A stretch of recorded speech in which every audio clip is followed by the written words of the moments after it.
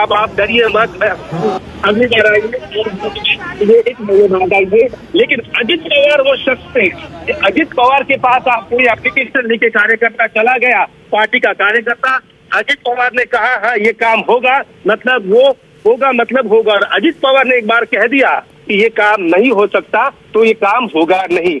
ऐसे बेबाक छवि वाले और सीधी बात करने वाले यहाँ पर अजित पवार थे। आपको पता ही होगा कुछ सालों पहले उनका एक स्टेटमेंट काफी हुआ था, बाद में उन्होंने खुद इसका पश्चाताप भी किया था।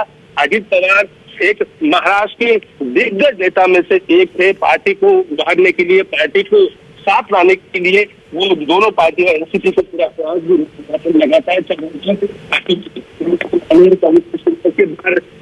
ये बातें लगातार सामने आ रही थी कि अजित पवार और शरद पवार ये दोनों एक साथ आ सकते हैं। और उसी दृष्टि में काम भी वहां पर चल रहा था कि चाचा और भतीजा एक साथ आ जाए, दोनों पार्टियां एक साथ रहे। इसके लिए हर संभव प्रयास भी वहां पर चल रहा था, लेकिन नीति को कुछ और ही मंजूर वहां पर था। और अजित पवार आज लोगों के बीच नहीं रहे हैं।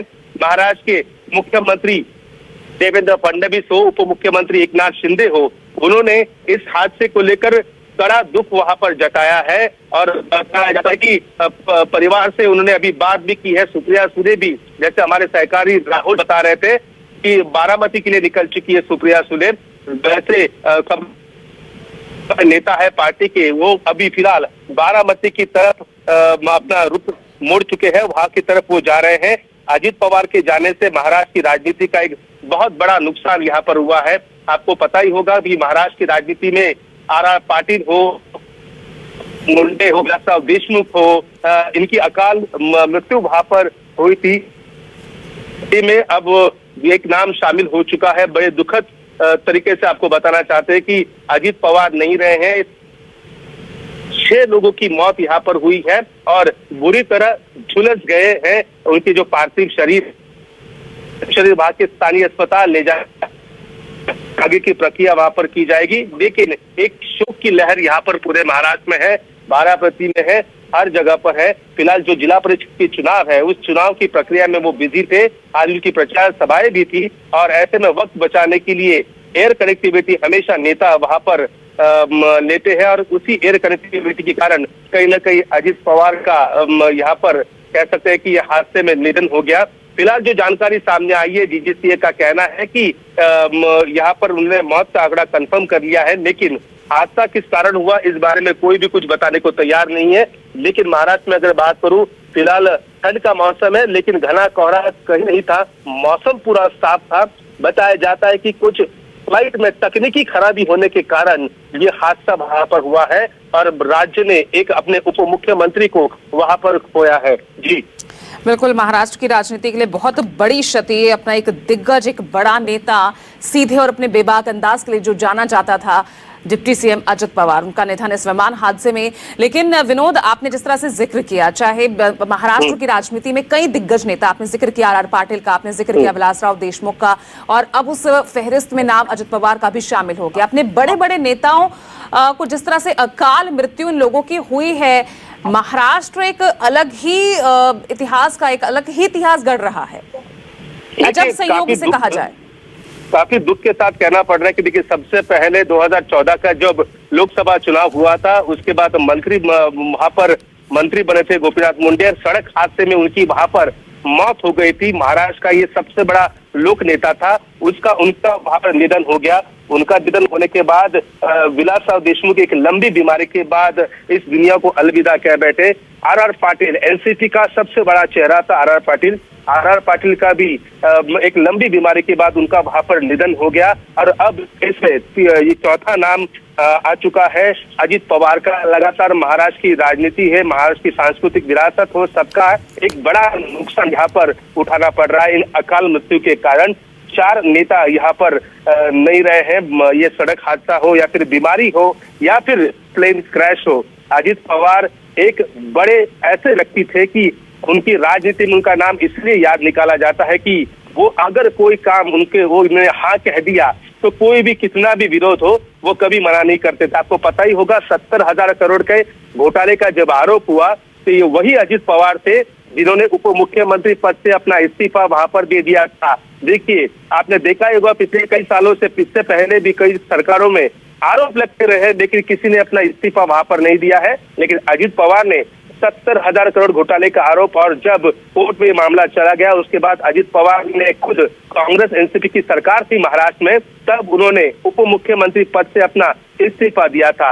एक समय जब महाराष्ट्र में शरद पवार की जरूरत थी, तब शरद पवार दिल्ली से महाराष्ट्र में आए थे, मुख्यमंत्री बने थे, तब अजीत पवार ने लोकसभा जाने का फैसला लिया। बारामती की जनता ने उन्हें बड़े एक मार्जिन से वहां पर लोकसभा में वहां पर भेजा था।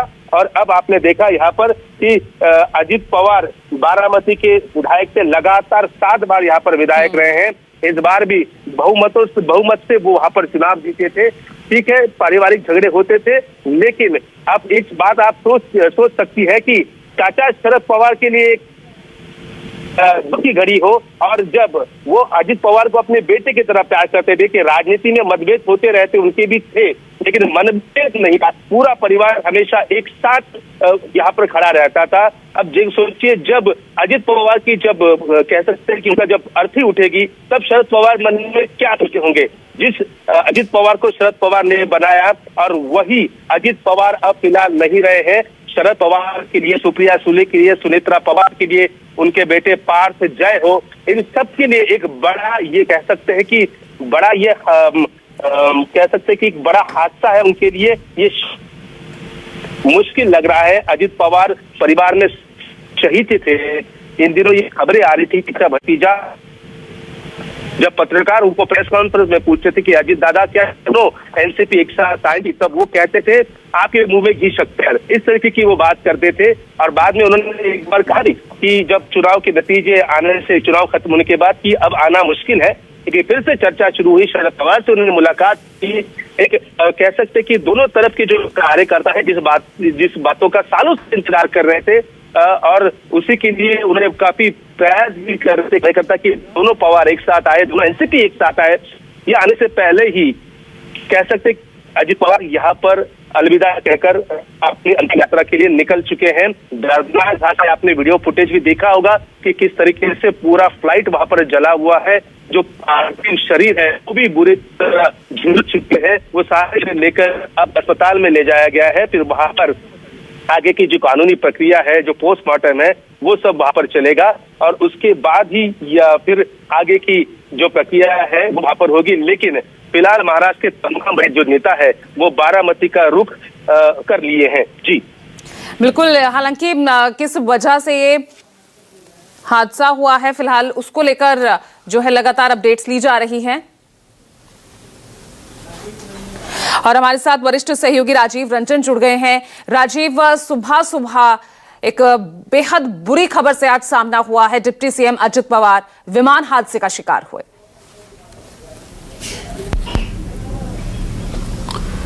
पूजा, बहुत ही मनहूस खबर के साथ आज का दिन शुरू हुआ है। अजीत पवार वहाँ 4 जनसभाएं करने के लिए जा रहे थे। ज़्यादा डिटेल विनोद ने दे ही दी, हमारे ब्यूरो चीफ जो मुंबई के हैं। अजीत दादा पवार, जिन्हें लोग पूरे बारामती के इलाके में, पूरे पुणे के इलाके में दादा कहते हैं, दुनिया में किसी भी एक तहसील लेवल जैसी जगह का इतनी फास्टेस्ट ग्रोथ नहीं हुई जितनी अजीत दादा पवार ने बारामती का कराया है।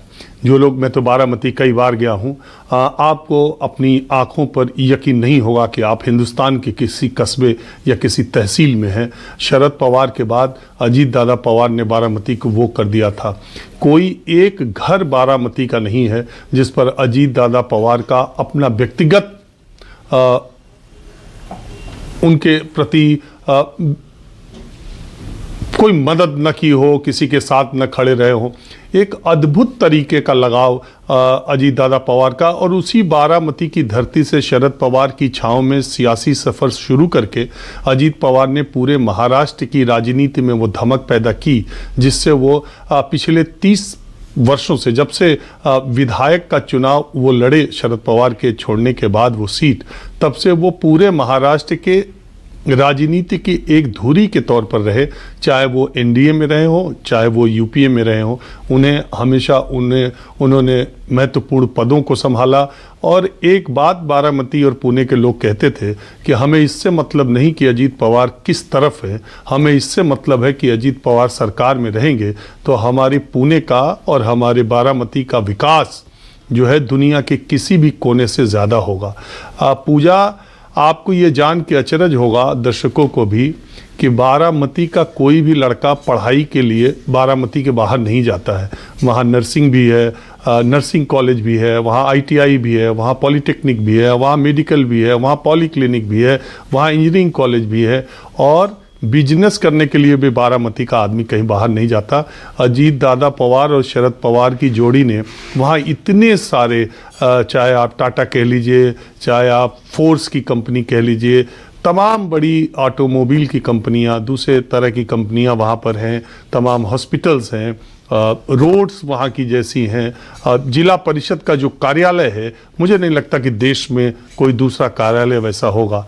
अजीत दादा पवार ने, ये बात ठीक है, पीछे दिनों उनका चाचा से मतभेद हुआ, वो अलग हो गए, लेकिन परिवार की इकाई के तौर पर सब एक साथ थे। सुप्रिया सुले अभी रवाना हुई हैं बारामती के लिए।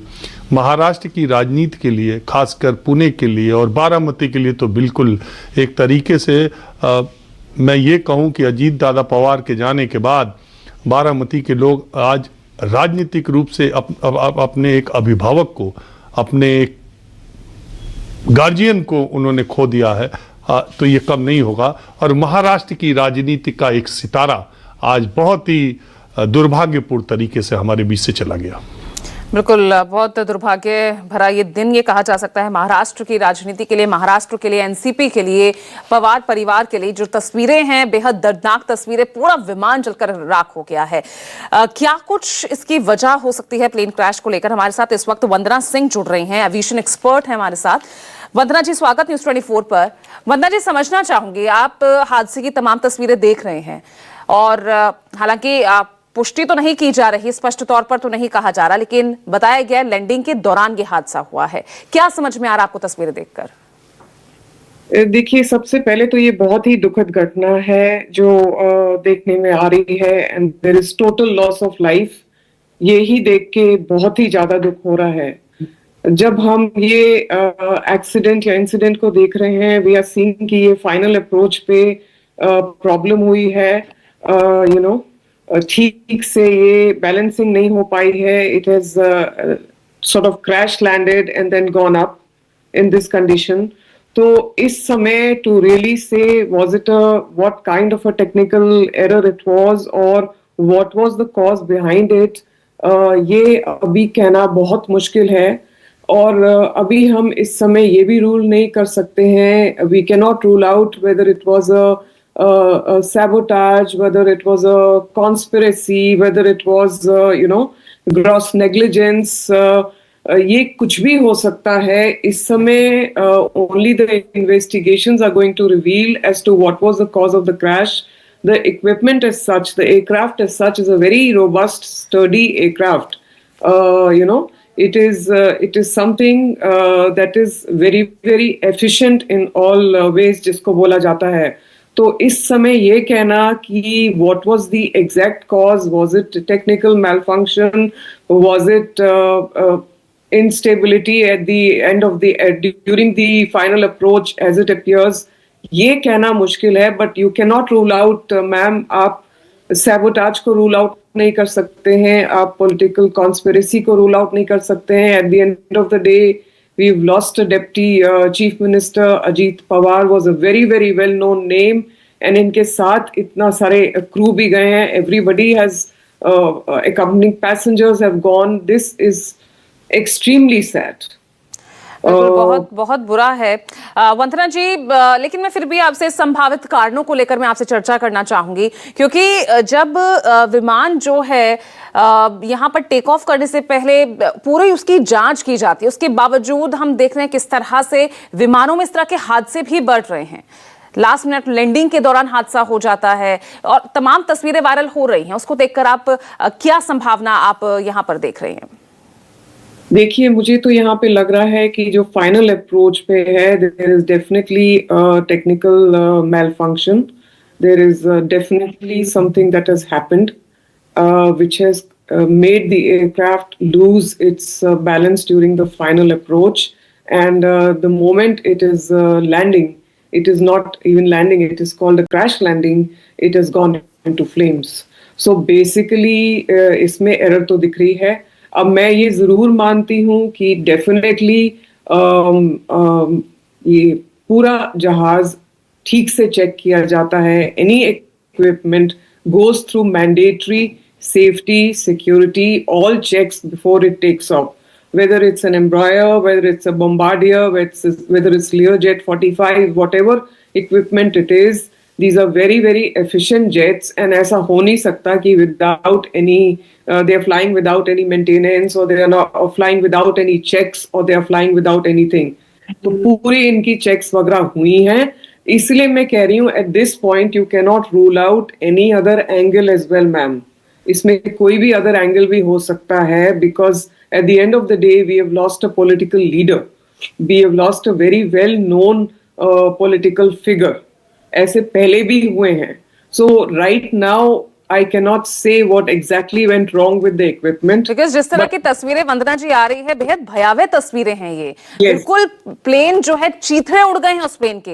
ये प्लेन लैंड हुआ नहीं, और जिस तरह से क्रैश हुआ है, और क्रैश होते ही जो आग इसमें लगी है। Yes, it is totally burst into flames.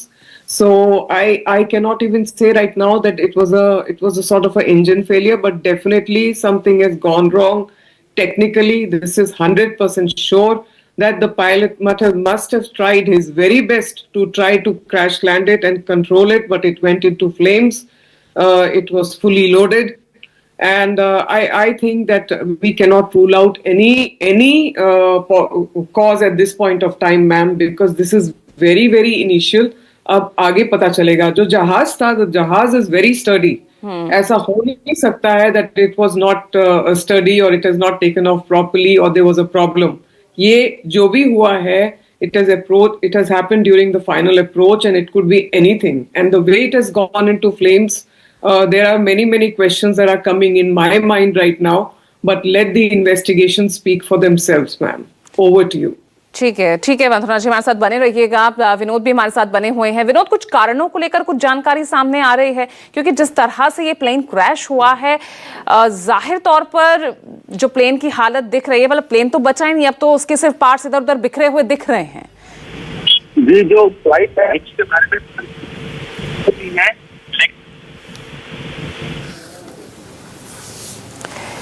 चलिए ठीक है विनोद, मैं आपके पास लौट रही हूँ, कुछ कनेक्शन में प्रॉब्लम है, मैं आपके पास आ रही हूँ वापस। इस बीच राजीव का मैं रुख कर लेती हूँ। राजीव, क्योंकि आप लगातार महाराष्ट्र चुनाव के दौरान आप वहां रहे, बारामती में आप वहां रुके, मतलब बहुत ही अजब संयोग है, जिस बारामती से आप जो कनेक्शन उनका समझा रहे हैं, उसी बारामती की जमीन पर वो समा गए। अब देखिए, विमान हादसों में पूजा, अगर पहले आप देखें माधवराव सिंधिया जैसे नेता, वाईएसआर रेड्डी जैसे नेता स्पीकर थे, अभी विजय रूपानी गुजरात के पूर्व मुख्यमंत्री, जो अहमदाबाद में प्लेन क्रैश हुआ था, कई विमान दुर्घटनाओं में, हमारे संजय गांधी की विमान दुर्घटनाओं में प्लेन क्रैश में निधन हुआ है।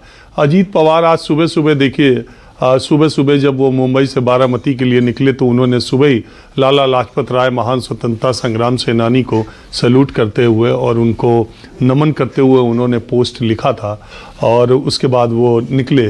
और बारामती के एयरपोर्ट पे अक्सर से शरद पवार, सुप्रिया सुले, अजीत पवार, उनकी फैमिली के लोग आते जाते रहते हैं।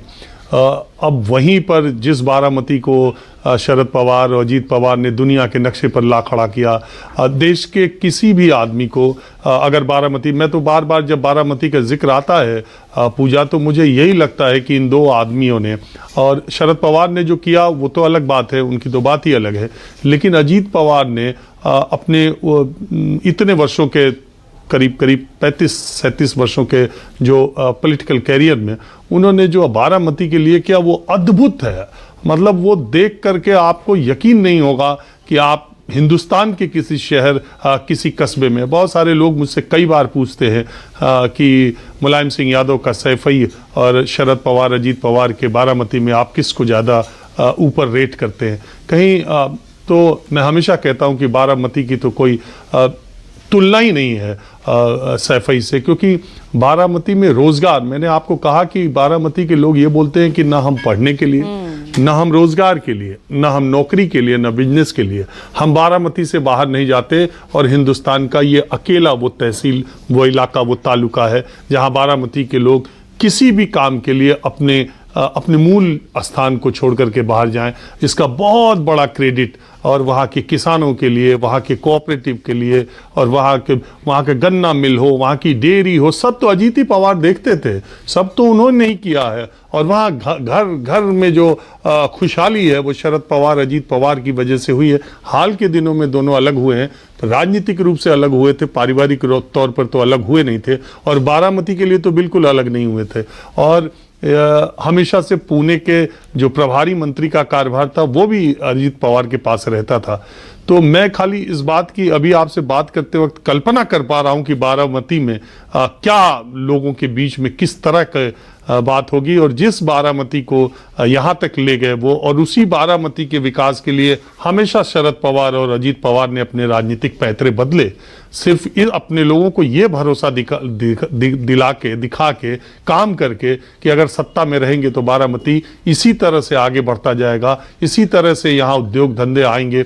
आपको मैं एक बात बता दूं, बारामती का जो फीमेल हॉस्पिटल है, जो विमेन हॉस्पिटल है, दर्शकों को भी वो उस हॉस्पिटल में मैंने पहली बार देखा अपने देखने में कि देश के किसी कोने में सरकारी हॉस्पिटल में अगर गरीबी रेखा के नीचे की औरतें बच्चे उनके जन्मती हैं, बच्चे पैदा होते हैं, तो उनको 600 रुपए भी मिलते हैं। पहली बार मैंने देखा कि वहाँ दूध, फल, सारी चीज़ मिलती है, अल्ट्रासोनोग्राफी से लेकर के सारे जांच मुफ्त है, 1 रुपए नहीं लगता। और वो औरतों का ऐसा हॉस्पिटल, अद्भुत हॉस्पिटल, वहाँ दवाएं से लेकर सब कुछ लगातार मुफ्त मिलता है, इतना साफ सुथरा, इतना एयर कंडीशन, इतना शानदार, जिसका जिक्र नहीं किया जा सकता।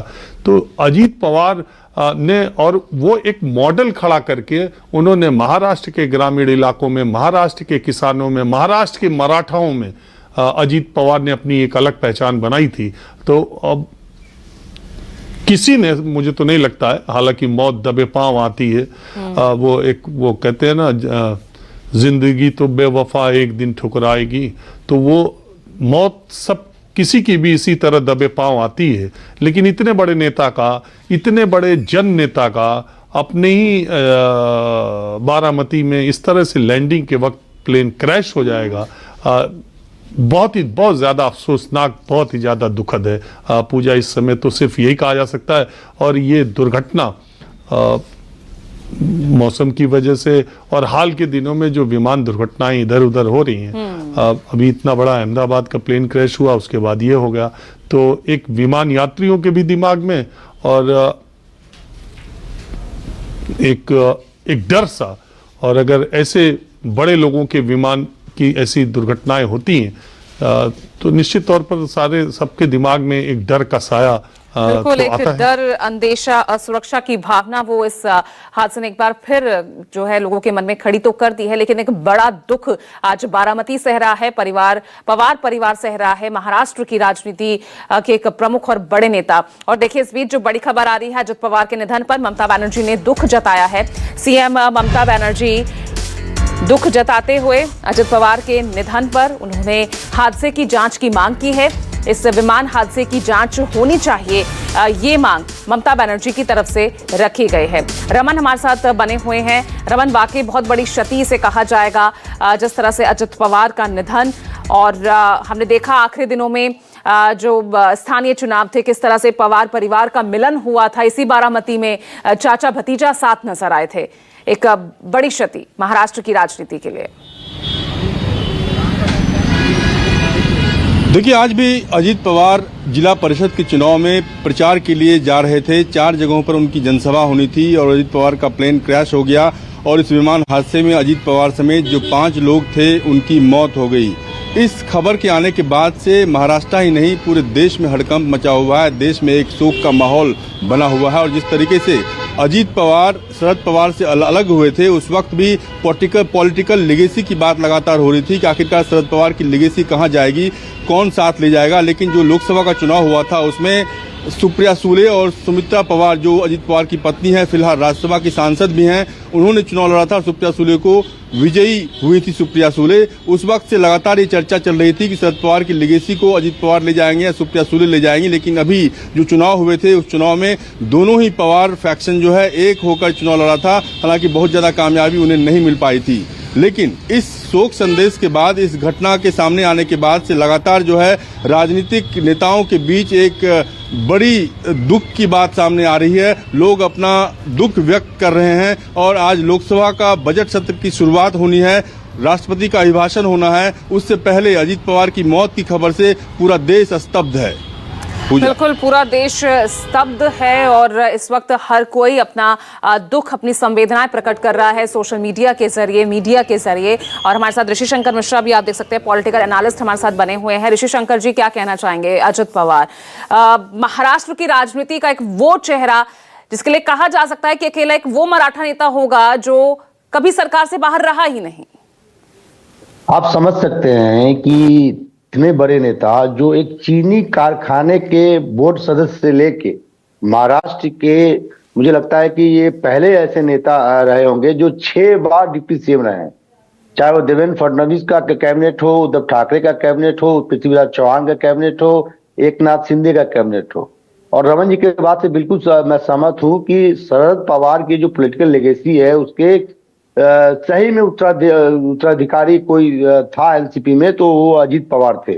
और इतने बड़े नेता का इस प्रकार से चले जाना कहीं न कहीं महाराष्ट्र ही नहीं पूरे देश के लिए और देश के जो पॉलिटिकल जो ये है उसका बहुत बड़ा नुकसान है, मैं मानता हूं। लेकिन मेरा एक सवाल है कि बड़े बड़े जो नेता हैं इनके जो प्लेन क्रैश हो जाते हैं, चाहे राजीव जी ने बताया आंध्र प्रदेश के मुख्यमंत्री रहे हों या अभी विजय रूपानी साहब का इस प्रकार से चले जाना, तो क्या प्लेन जब नेताओं को लेकर प्लेन जाते हैं, प्लेन का यूज करते हैं, तो जो टेक्निकल सिस्टम है उसको क्यों नहीं देखा जाता है? क्योंकि इस प्रकार के हादसे अक्सर पूजा जी आपको देखने को मिला है। तो कहीं ना कहीं महाराष्ट्र के राजनीति में पूजा जी मुझे लगता है बहुत बड़ा क्षति है इसका, और खासकर एनसीपी और शरद पवार के परिवार के लिए इसका भरपाई करना इतना आसान नहीं होगा। जी बिल्कुल, भरपाई करना बहुत मुश्किल होगा जिस तरह से। हालांकि अगर एनसीपी 2 धड़ों में तो बट गई रमन, लेकिन यहाँ पर मतभेद भी हुआ, लेकिन मनभेद कभी नहीं देखने को मिला। कई ऐसे मौके आए, मतभेद होने के बावजूद भी अपना प्यार, अपना प्रेम जो है वो शरद पवार की तरफ ने उन्होंने दिखाया भी। जब कई तरह के सवालों से परिवार घिरा हुआ था, शरद पवार की लीडरशिप को लेकर जब सवाल उठ रहे थे और कैसे अजित पवार उनके समर्थन में आ उतरे थे, कैसे परिवार इस वक्त अपने आप को संभालेगा, ये भी बड़ा सवाल है। देखिए, जब अजीत पवार शरद पवार से अलग हुए थे उस वक्त ये कयास लगाया जा रहा था कि क्या शरद पवार के प्रति जो सम्मान अजीत पवार का था उसमें कमी आएगी। लेकिन उसके बाद से लगातार, चाहे अजीत पवार हों या उनकी पार्टी के नेता प्रफुल्ल पटेल हों, वो लगातार ये कहते रहे कि उनके लिए शरद पवार भगवान के समान हैं और जो सम्मान उनको पहले मिला था या मिल रहा था वही सम्मान आज भी उनके मन में है। राजनीतिक मतभेद के चलते भले ही उन्होंने अलग होने का फैसला किया और बीजेपी के साथ गए, लेकिन उसके बाद भी शरद पवार के प्रति स्नेह जो है वो बरकरार था और लगातार उनके मन में इस बात को लेकर एक टीस थी कि उनका मुख्यमंत्री बनने का सपना वो पूरा नहीं हो पाया, अब तक पूरा नहीं हो पाया। इससे पहले मित्र रहे, उनके मेरे पारिवारिक संबंध रहे, बहुत कर्मठ, अच्छा प्रशासक और विकास की दृष्टि रखने वाले ऐसे वो नेता थे। उनके जाने से बहुत बड़ा नुकसान हुआ है। उनके परिवार को भी काफ़ी उनके ऊपर भी एक बड़ा हादसा हुआ है। मुझे लगता है कि भगवान उनको ये जो घटना हुई है इसका दुख सहन करने की ताकत दे। मैं व्यक्तिगत रूप से और पार्टी के तरफ से महाराष्ट्र के इस पुराने सहयोगियों को मैं श्रद्धांजलि अर्पित करता हूँ। भगवान उनके आत्मा को शांति दे, यही ईश्वर चरणों में प्रार्थना करता हूँ। नमस्कार।